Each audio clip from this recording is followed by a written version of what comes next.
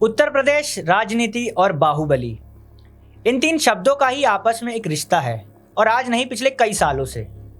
उत्तर प्रदेश से तमाम किस्से आपके सामने लोकसभा ने पेश किए हैं। उसी कड़ी में आज एक और किस्सा उत्तर प्रदेश के एक ऐसे बाहुबली का जिसका जब कारवां निकलता था तो लाइन से 19-20 एसयूवी गाड़ी गुजरती थी।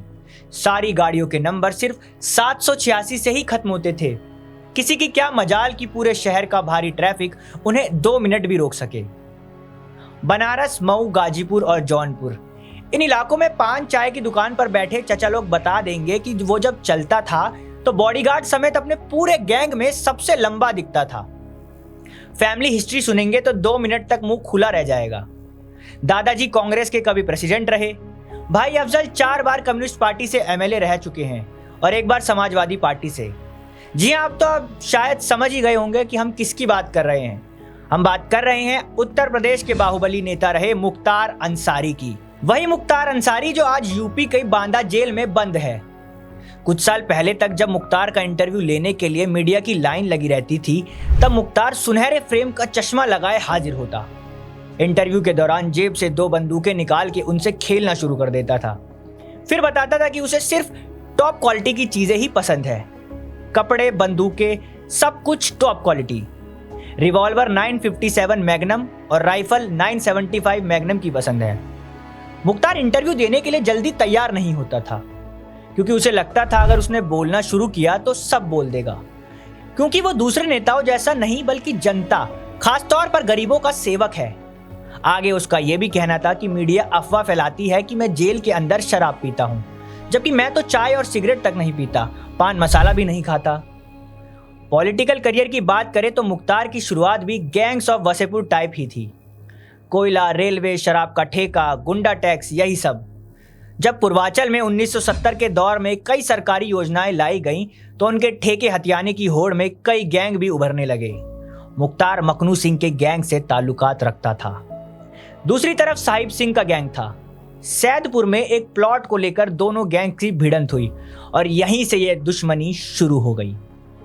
उधर साहिब सिंह गैंग से अलग होकर ब्रजेश सिंह गाजीपुर में फ्रीलांस ठेकेदारी और गुंडागर्दी करने लगा।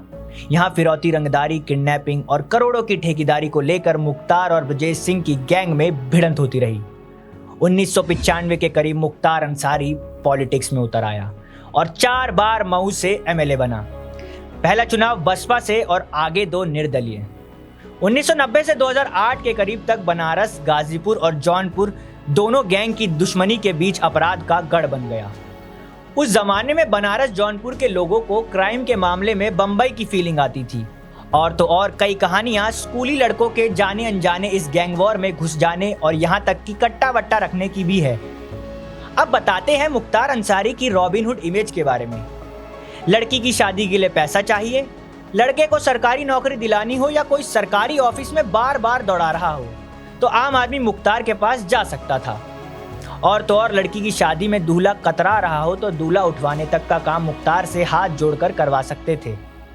मऊ, बनारस और गाजीपुर में बुनकर उद्योग के सामने सबसे बड़ी चुनौती थी भारी बिजली कटौती।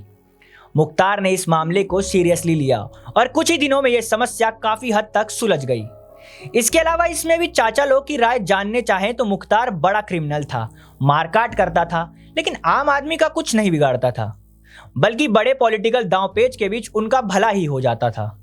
इसी वजह से मुख्तार अंसारी की पॉलिटिकल ताकत बढ़ती गई। 2002 में ब्रजेश सिंह और मुख्तार अंसारी की भयानक लड़ाई में मुख्तार गैंग के 3 लोग मारे गए। ब्रजेश सिंह जख्मी हो गया और उसके मरने की खबर आई, लेकिन महीनों तक किसी को कानो कान खबर नहीं हुई कि ब्रजेश सिंह जिंदा है और उसके वापस न आने तक मुख्तार का वर्चस्व पूरा था। फिर ब्रजेश सिंह के वापस आने के साथ इस कहानी में एक तीसरी कड़ी जुड़ गई जो थी बीजेपी एमएलए कृष्णानंद राय की, जिन्होंने मुख्तार और उसके भाई को 2002 में उत्तर प्रदेश चुनाव में हराया था। इसमें ब्रजेश सिंह ने उनको समर्थन दिया। अब गाजीपुर, मऊ इलाके में हिंदू मुस्लिम वोट बैंक बनने लगे थे और आए दिन सांप्रदायिक लड़ाइयां होने लगी। ऐसे ही एक मामले में मुख्तार गिरफ्तार हो गया। 2005 में मुख्तार जेल में था जब कृष्णानंद राय को उसने खुली सड़क पर मरवा दिया। AK-47 से करीब 400 गोलियां चली और कृष्णानंद राय समेत 7 लोग मारे गए। उन 7 लाशों पर 67 गोलियों के निशान थे। दिन दहाड़े ऐसी घटना से बीजेपी के खेमे में दहशत फैल गई। एफआईआर दर्ज हुई, लेकिन वहां के एसपी ने इस मामले में कुछ भी करने से इनकार कर दिया। और तो और बीजेपी की कुछ बड़े नेताओं की मांग के बावजूद सरकार सीबीआई जांच कराने से कतरा रही थी। सीबीआई ने बढ़ते दबाव के जवाब में केस को छोड़ दिया। फिर कृष्णानंद राय की पत्नी ने दोबारा एफआईआर फाइल की और 2006 में जांच शुरू हो पाई। 2006 में ही शशिकांत राय की हत्या कर दी गई, जो इस मामले में इकलौते गवाह थे। शशिकांत राय ने मुख्तार और उनके साथी मुन्ना बजरंगी के गुर्गों की पहचान कर ली थी। पुलिस ने इसे आत्महत्या करार दिया और मामला रफा दफा हो गया। कृष्णानंद राय की हत्या के बाद ब्रजेश सिंह गाजीपुर मऊ इलाके से फरार हो गया। 2008 में वह उड़ीसा से गिरफ्तार कर लिया गया और कुछ समय बाद प्रगतिशील मानव समाज पार्टी का हिस्सा बन गया। 2008 में मुख्तार अंसारी ने बसपा की ओर वापस रुख किया और दावा किया कि उसे अपराध के केस में फंसाया गया था। मायावती ने मुख्तार को गरीबों का मसीहा बताया और जोर शोर से चुनाव प्रचार शुरू हो गया। यही वो वक्त था जब मुख्तार की रॉबिनहुड इमेज पर बसपा ने बहुत जोर दिया। 2009 के लोकसभा चुनाव में मुख्तार बनारस से खड़ा हुआ और बीजेपी के मुरली मनोहर जोशी से हार गया। लेकिन गजब बात तो यह है कि मुख्तार ने यह पूरा चुनाव जेल के अंदर से ही संभाल लिया। मुख्तार जब गाजीपुर की जेल में था, तभी एक दिन पुलिस रेड में पता चला कि उसकी जिंदगी बाहर से भी ज्यादा आलीशान और आरामदायक चल रही है। अंदर फ्रिज, टीवी से लेकर खाना बनाने के बर्तन तक मौजूद थे। तब उसे मथुरा के जेल में भेज दिया गया। 2010 में बसपा ने मुख्तार के आपराधिक मामलों को स्वीकारते हुए उसे पार्टी से निकाल दिया। अब मुख्तार ने अपने भाइयों के साथ नई पार्टी बनाई, कौमी एकता दल, जिससे वह 2012 में मऊ चुनाव जीत गया। 2014 में मुख्तार ने ऐलान किया कि वह बनारस से नरेंद्र मोदी के खिलाफ चुनाव लड़ेगा, लेकिन बाद में उसने ये कहकर आवेदन वापस ले लिया कि इससे वोट सांप्रदायिकता के आधार पर बंट जाएंगे। 2016 में जब मुख्तार अंसारी को सपा में शामिल करने की बात आई, तो उस वक्त मुख्यमंत्री अखिलेश यादव ने अपने मंत्री बलराम यादव को मंत्रिमंडल से ही बाहर का रास्ता दिखा दिया। किसी तरह से मुलायम सिंह से कह सुनकर बलराम यादव तो वापस आ गए, लेकिन मुख्तार अंसारी को पार्टी में शामिल न करने की बात पर अखिलेश यादव अड़े ही रहे।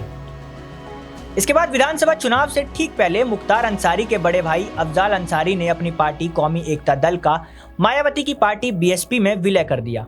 बहरहाल ये तो रही पिछली बातें। आज की बात करें तो इस वक्त मुख्तार अंसारी ईडी की रिमांड में है। आपको बता दें कि मनी लॉन्ड्रिंग से जुड़े एक मामले में मुख्तार अंसारी को प्रयागराज कोर्ट ने 10 दिन की रिमांड पर ईडी को सौंप दिया है। कहने वाले ये भी कहते हैं कि योगी के सीएम बनने के बाद से ही जिप्सी की छत पर घूमने वाला गैंगस्टर अंसारी आज व्हीलचेयर पर आ गया है। ये तो रही कहने वालों की बात। आपका क्या कहना है इस वीडियो पर, गैंगस्टर मुख्तार की जिंदगी पर? हमें कमेंट सेक्शन में जरूर बताएं। आगे भी लोकसभा आपके लिए ऐसे ही किस्से लेकर आता रहेगा। आप बस चैनल को सब्सक्राइब कीजिए और बने रहे हमारे साथ। धन्यवाद।